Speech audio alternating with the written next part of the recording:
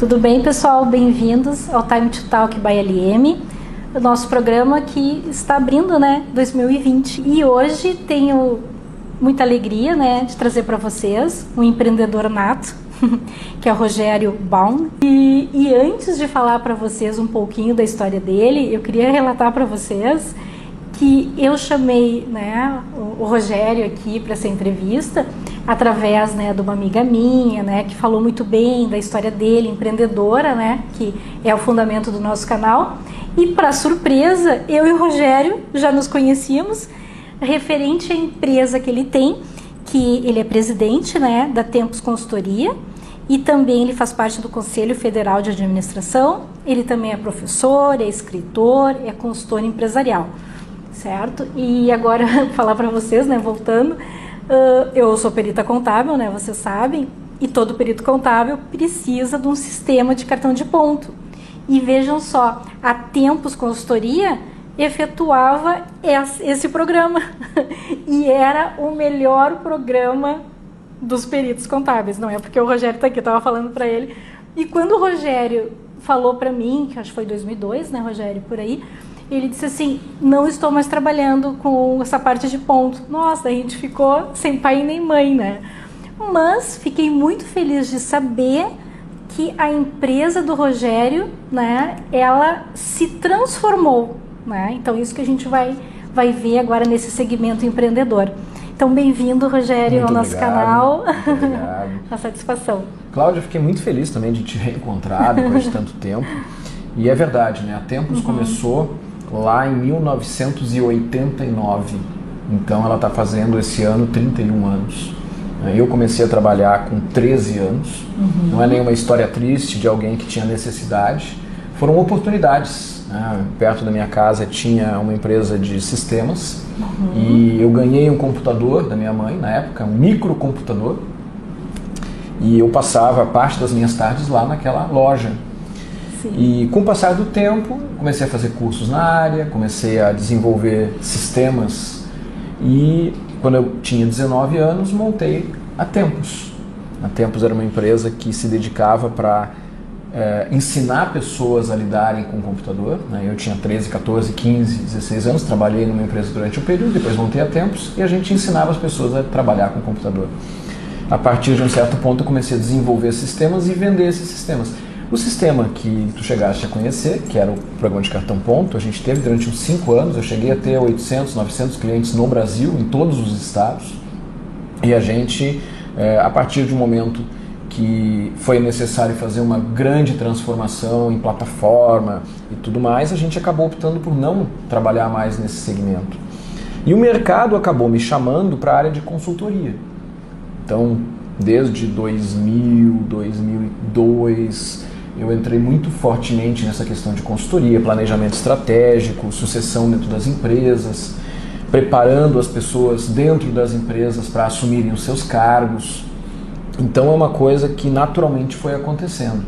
E a gente sabe, Cláudia, que eu diria que a imensa maioria, para não dizer a quase totalidade das empresas de micro, pequeno e até médio porte, elas são muito pouco organizadas. Verdade. Seja contabilmente, financeiramente, mas a maior parte não tem nenhum tipo de planejamento mais estruturado. Então é uma coisa que desde essa época a gente vem ajudando as empresas a fazer. Que bacana. Bom, eu ia te fazer uma pergunta, mas tu acabou já respondendo, que essa transformação, então ela não foi dolorosa. Ela veio ao natural. Foi natural. Então tu não chegasse a pensar assim em algum momento, que nem agora a reforma trabalhista, que às vezes alguns peritos e advogados dizem teremos que sair da área trabalhista ou não. Não aconteceu nada naquela época que dissesse para ti assim: eu não quero mais fazer essa parte de programação e vou para a consultoria. O que aconteceu assim? Teve algum grupo de pessoas que tu viu que tinha necessidade de tu dar essa consulta e tu migrar? Como é que aconteceu? Desde que eu me lembro da minha atividade profissional, 15, 16 anos eu trabalhava nessa empresa e eu era chamado para dar cursos, para como eles utilizarem os programas, como utilizar o computador. Então, desde sempre eu tinha essa questão de dar uma consultoria, de dar um treinamento. Bom, isso nunca deixou de existir. Lá em 2001, 2002, começou a mudar a forma de se fazer os sistemas. Então, aquilo que eram sistemas baseados no computador, ou seja, instalava, rodava naquele computador, passou a se operar o que na época se chamava na web, hoje se fala na nuvem. Isso modificaria completamente a forma de se fazer. Naquele momento eu estava sendo chamado para auxiliar na estruturação de empresas, já estava sendo chamado para fazer palestras. Em 2002 eu fui chamado para dar pela primeira vez um curso em pós-graduação. Então, o que eu percebi para mim naquele momento é que o mercado começou a me chamar para este outro universo que coexistiu durante aquele período todo. Sim. E que naturalmente foi me tirando tanto do interesse para essa área de desenvolvimento, como me atraindo mais para essa questão de consultoria empresarial. Então foi isso que aconteceu. Não teve um turning point, assim, não. Aconteceu suavemente. Né? E começaram a surgir outros sistemas que depois começaram a suprir os sistemas que a gente tinha em diversas áreas, até que, eu diria assim, ali em 2003, realmente não tínhamos mais nenhum cliente que estava vinculado à questão de informática, e todos vinculados a alguma questão de treinamento, de desenvolvimento de planejamento. Né? E paralelamente a isso foi crescendo o número de participações minhas em palestras. Então é algo que eu sempre fiz também, que eu gosto bastante, que também exige que a gente esteja atualizado, sim, que prepare uma palestra nova para tratar de um tema atual. Né? Então foi isso que aconteceu. Legal. E a gente estava conversando nos bastidores, né, sobre os seminários, né, que tu está participando internacionalmente, né? Como é que começou a acontecer esses convites? Uma das coisas que eu faço, né, já há pelo menos 15 anos, é organização e estruturação de missões empresariais. Como é que explica para nós um pouquinho? Eu fui presidente da Federação dos Jovens Empresários do Rio Grande do Sul. Naquela época, a gente organizou uma missão empresarial para os jovens empresários para a Holanda. Foi a primeira que eu me envolvi, 2001. Né? A partir dali, dentro das entidades onde eu participei, eu fui vice-presidente do Conselho Regional de Administração do Rio Grande do Sul, hoje eu sou conselheiro federal do Conselho Federal. Fui professor de algumas faculdades aqui no Rio Grande do Sul, e em graduação, e em pós-graduação sou hoje vinculado a 8 programas de pós-graduação em vários estados. Muitas vezes essas instituições pediam, olha, nós queremos fazer uma missão para tal lugar. Tinham visto que eu havia participado de algumas missões, eu participei de missões para a Espanha, para Portugal, para o Chile, que eu não estive envolvido na organização. Isso foi me dando conhecimento, foi me dando expertise para passar a desenvolver essas missões. Então eu organizei ao longo desses anos missões, claro, não só eu, com uma equipe envolvida, muitas vezes das instituições onde eu estava envolvido, mas coordenando, né? Missões para a Alemanha, para os Emirados Árabes, para a China, para os Estados Unidos, para o Vale do Silício. Eu estive diversas vezes no Vale do Silício. Né?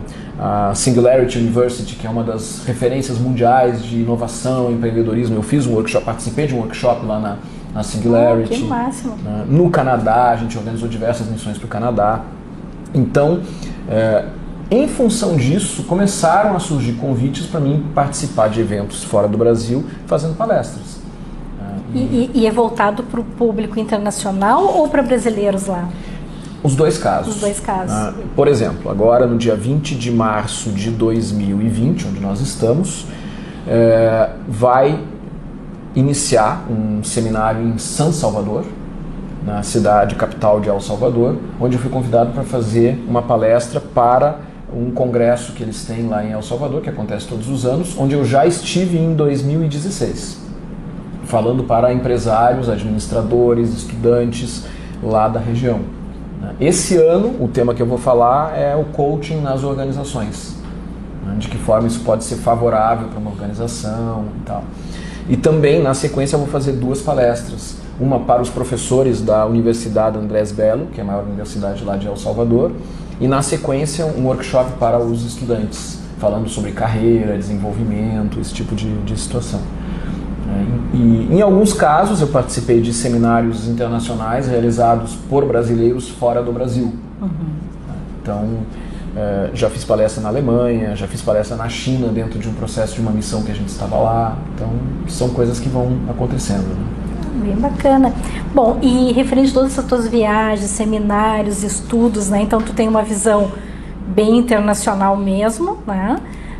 Eu queria que tu me falasse qual é a tua visão sobre o empreendedorismo que está sendo adotado aqui no Rio Grande do Sul e nos maiores polos do Brasil, vamos supor São Paulo, né, que a gente sabe que é bem diferenciado, Santa Catarina, que a gente sabe que é um polo muito forte do empreendedorismo, e traçando um paralelo com fora do Brasil. O Rio Grande do Sul, ele tem muitas potencialidades, né? O gaúcho ele é reconhecido por ser muito sério, por ser muito cumpridor de regras, mais do que a média nacional. O lado ruim é que nós somos mais fechados. Então, quando a gente sai do estado aqui dentro do Brasil, a gente vai para São Paulo, para o Rio de Janeiro, para o Nordeste, as pessoas estão mais abertas a sentar, conversar, tomar um café, começar a fazer alguma coisa. E aqui o gaúcho é mais fechado. Desconfiado isso, também, desconfiado. Né? Vamos fazer uma parceria? Não sei. Né? Isso nos atrapalha, nos atrasa. Então, me parece que é um ponto que os gaúchos podem aprender com os outros estados. Por outro lado, quando se tem uma parceria que envolve uma empresa gaúcha com uma empresa de outra região, a gente tem esse lado mais favorável. Não, a gente sabe que a probabilidade da empresa gaúcha cumprir sua parte é maior, né? Se eles disseram que vão entregar, provavelmente vão entregar.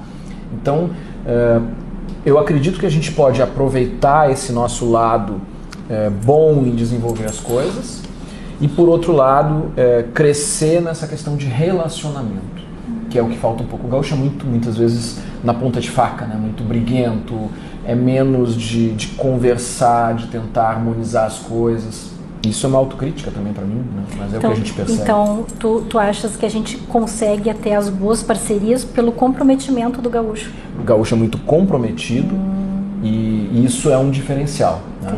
Se a gente pega, por exemplo, o modelo gaúcho, ele tem a ver com o modelo alemão. Por quê? Pela influência da colonização alemã, pela influência da colonização italiana. Então, na Alemanha, existe uma rigidez um pouco maior nesse sentido.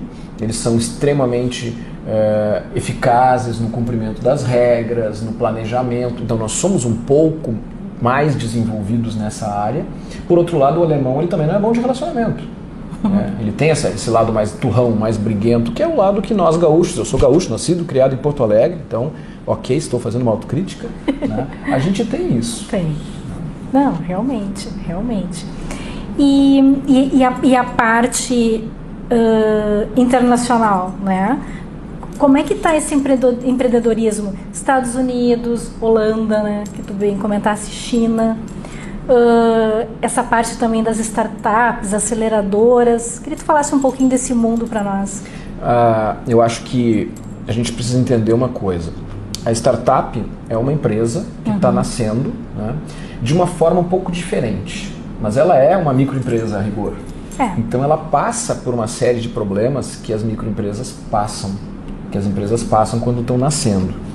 Isso acontece aqui no Brasil, isso acontece nos Estados Unidos, isso acontece na China, em qualquer lugar. Ou seja, as pessoas muitas vezes se reúnem, tem alguém que é tecnicamente muito bom, que tem uma ideia mirabolante e que sai fazendo alguma coisa. Isso não é diferente do que a gente vê daquela pessoa que é muito bom em fazer doce e acha que vai montar uma confeitaria, sem se preocupar com o resto. Então não é porque é uma startup que a pessoa pode se despreocupar dos processos de gestão. Sim.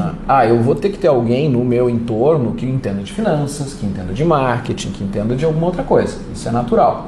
Né? O que a gente vê? Né? Eu ouvi isso de uma dirigente da HKTDC, Hong Kong Trade Development Council, lá em Hong Kong. Ela disse o seguinte: os problemas que vocês têm no Brasil, em muitos casos, das pequenas e médias empresas, são iguais aos que a gente tem aqui. Por quê? Vocês acham que, tem uma empresa lá no interior da China, tem um mundo para mim vender. Como é que eu chego nesse mundo? Como é que eu vou organizar a minha empresa para fazer isso? Então não é diferente. Né? Eles têm outros desafios. Sim. Mas eles têm essa dificuldade também. Tu falaste da Holanda, e a Holanda foi um país que eu tive a oportunidade de visitar diversas vezes. O holandês, ele é um cidadão do mundo por natureza. Se a gente pega a Holanda tem algo como 30% da área do Rio Grande do Sul. É muito pequeno. E eles têm uma fatia importante do comércio internacional. O porto de Rotterdam é um dos mais movimentados do mundo desde sempre. Então o holandês, ele se deu conta, aqui no meu país, se eu ficar fazendo negócio comigo mesmo, eu não vou a lugar nenhum. Eu preciso abrir as portas para o mundo. Então o holandês, o idioma holandês é quase impossível para nós, né, que não estamos versados aí nessa linha. Todo mundo fala inglês. Tu caminha na Holanda, desde o funcionário mais simples até o mais alto executivo, todos falam inglês, porque é a forma deles lidarem com o mundo. Claro. Então eles estão sempre abertos a parcerias, a desenvolver negócios. Todos falam 2, 3 idiomas, que é um diferencial. Vou te contar uma outra coisa, aí do Canadá. Canadá, né, eu tive a oportunidade de estar diversas vezes lá no Canadá, coordenar diversas missões, participar de seminários lá. E lá em Montreal, eu ouvi de um dirigente de uma entidade lá dizendo o seguinte: olha, para nós aqui, realmente um diferencial para uma pessoa, em termos de idioma, é se ela fala 4 idiomas. Nossa. É diferencial. Por quê? Porque o Canadá, principalmente na área francesa, no Quebec, as pessoas falam 2, naturalmente, inglês e francês. Tem um grande percentual dos canadenses que vem de fora. A pessoa é imigrante, então ele fala o seu idioma, mais inglês e mais francês. Então, pelo menos metade, 40%, 50% das pessoas falam 3 idiomas. Portanto, para ser diferente, tem que falar 4. Tem que falar 4. Nossa, o grau de exigência é terrível. Que louco isso. E aqui no Brasil, a gente, infelizmente, ainda está muito atrás disso. As pessoas resistem muito, né? E não são só os jovens e não são só os mais velhos. As pessoas resistem. Mas não, isso não é importante para aprender o espanhol, porque aqui a gente interage com o Mercosul, com os vizinhos.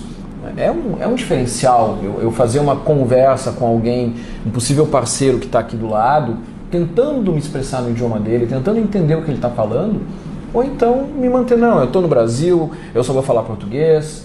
Isso é um pouco da cabeça dura que nós gaúchos temos aqui. Aí fica difícil de fechar as parcerias, né? Exatamente. Bom, pessoal de casa, eu queria falar para vocês que eu ganhei um presente hoje. O poder do mentoring e do coaching, tá? O Rogério é coautor desse livro, mas ele tem um monte de livros, né? Então eu queria que tu falasse um pouquinho para nós também, que eu apresentei ele, lembram, né? Professor, consultor e escritor, né? É verdade. Então, queria saber quando é que começou essa tua veia para escrever os livros, quantos livros que tu tens? O primeiro livro que eu lancei, ele foi no dia 4/5/6, às 7 horas. Que legal. Foi, na Livraria Cultura aqui em Porto Alegre.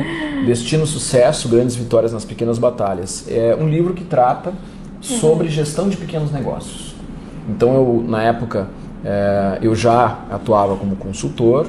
Esse que tu falou que está estourado? Esse está esgotado. Esse está esgotado. Tem alguns exemplares, mas ele está esgotado nas livrarias, né?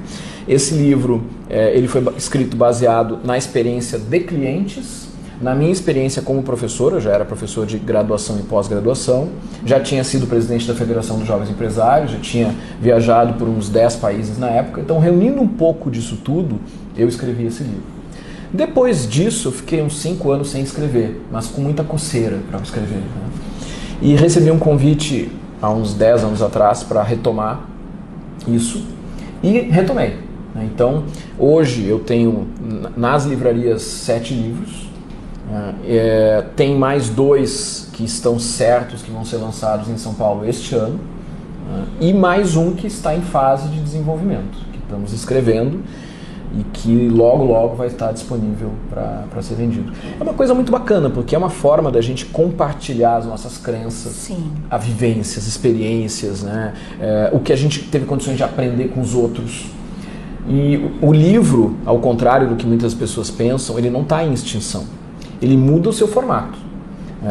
Existe o e-book, existe o livro físico, e existe um grande número de pessoas que gostam do livro físico. mesmo pessoas jovens. Então não dá para dizer o seguinte, o jovem gosta de e-book e a pessoa de mais idade gosta de livro físico. Não, isso não é uma verdade. E eu acredito que enquanto a gente tiver condições de passar para os outros através de um veículo, seja livro, seja o que for, os canais no YouTube, né? Eu acho que é uma forma maravilhosa isso que tu está fazendo, é muito bacana. A gente vai estar deixando um pouco do nosso legado para quem vem depois, né? Isso é muito importante. Bacana. E eu queria que tu contasse um pouquinho da tua experiência de escrever. Como é que é teu dia a dia quando tu vai escrever um livro, assim? Tu fica completamente em imersão a ele, porque tu faz um monte de coisas, né? Então, como é que tu divide esse teu tempo? Quando eu vou escrever uma participação em um livro, ou quando eu estou envolvido num livro, eu coloco um determinado momento. Então, por exemplo, eu tenho uma participação neste livro aqui, o Mentoring e Coaching. Eu me isolei no final de semana. Claro que não é assim, bom, agora eu vou começar a pensar... Não, eu fui reunindo material, fui preparando uma série de apontamentos, reuni tudo aquilo, está na minha mão. Agora eu vou produzir em cima disso. Quando é um livro totalmente autoral, onde eu estou totalmente como autor, ou um livro como, por exemplo, está sendo desenvolvido com a minha esposa, esse que vai ser lançado no segundo semestre, o trabalho é um pouco mais longo, então são diversos momentos de imersão. Porque aí, bom, são 12 capítulos, eu vou trabalhar nesses 3 capítulos nessa semana. Então eu isolo e trabalho naquele espaço. Porque senão a coisa fica muito difusa, aí é complicado de coordenar esse conjunto de coisas acontecendo ao mesmo tempo. Exatamente, porque a gente vai poluindo a mente, né? Eu vejo também quando eu vou organizar um projeto novo de um curso, né? Eu também, eu sento ali e aquele dia eu só fico em imersão ali, porque as ideias vêm vindo, né? Exatamente. E daqui a pouco... Tu achou que ficou bom, daqui a pouco vem uma outra ideia e assim tu vai. Agora, se tu começa, responde e-mail, faz o teu outro tipo de serviço, não vai ficar um serviço bom, né? Não vai. Mas, Rogério, eu sei que a gente teria mais um monte de coisa para falar, né? Muito interessante, vou ter que te chamar mais vezes aqui, eu adorei. E eu queria então que tu deixasse um recado, tá? Para o nosso empreendedor de casa. E uma das coisas que eu quero relatar, assim, que eu achei sensacional mesmo no teu negócio, foi o pivoteamento, né? Mesmo que tu comentasse, né? Então, eu acho que a primeira coisa que fica para esse empreendedor eu tenho meu negócio, a gente tem aí as novas tecnologias, os serviços que algumas profissões estão morrendo, outras estão nascendo, e não é porque tu nasceu um profissional X que tu vai ter que morrer naquele X e inclusive ir à extinção. Tu pode simplesmente transformar a tua empresa em algo novo, prazeroso e também rentável, né? Então, e surfar nessa onda, né? Diferente que está acontecendo. Porque a gente está vendo transformações acontecendo no ambiente de negócios a todo instante. Então, nada mais natural que a gente diz assim, as pessoas têm que se adaptar ao novo mercado, etc. Ok, as empresas também. Então, se a minha empresa trabalha num determinado segmento e eu percebo que aquele segmento ele já não é tão interessante por alguma razão, seja por competitividade, seja até mesmo por meu interesse, eu posso naturalmente ir galgando outros patamares e trabalhando, desenvolvendo outras áreas, né? Muitas vezes áreas que são conectadas ou até mesmo áreas que são completamente diferentes. Então, eu penso que quem está montando o seu negócio, ele deve montar com muito cuidado, com planejamento, ouvindo os clientes, né? Mas tem uma frase que eu gosto muito que diz o seguinte, olha só, se você não ficar com vergonha da primeira versão do seu produto, é sinal que ele foi lançado tarde demais. O que quer dizer isso? Não significa que a gente tem que entregar qualquer bobagem. Não, tem que entregar algo que seja em condições de atender a um cliente. Mas eu nunca vou entregar a melhor versão. Sempre vai ser uma versão que vai ser preparada ao longo do tempo. Então o meu cliente hoje é meu parceiro para desenvolver o meu produto. Então a gente tinha aquela ilusão, meu produto tem que ser perfeito para lançar. Perfeito para quem? Sim. De repente, o que eu considero perfeito não é o que tu consideras perfeito. Claro, tem que botar em teste de uma vez. Lancei, ok, vamos ajustar aqui, vamos ajustar ali, e assim a coisa vai andando até que chega um ponto que, bom, os meus concorrentes começam a me copiar. Então eu vou fazer uma outra coisa diferente. Isso vale para tudo. Isso vale para consultoria, isso vale para perícia contábil, isso vale para o que a gente quiser. É sempre necessário lançar um produto e ir melhorando ele. E quando os concorrentes chegarem naquilo que eu tenho, bom, já vou estar com outro produto em andamento. Ai, perfeito. Que ótimo, então. Então, vou te agradecer então, mais uma vez. Então tá, pessoal, então até mais no Time to Talk by LM, o seu canal do empreendedorismo. Não esquece de olhar os nossos outros vídeos também, dar um like para nós. Então, até mais.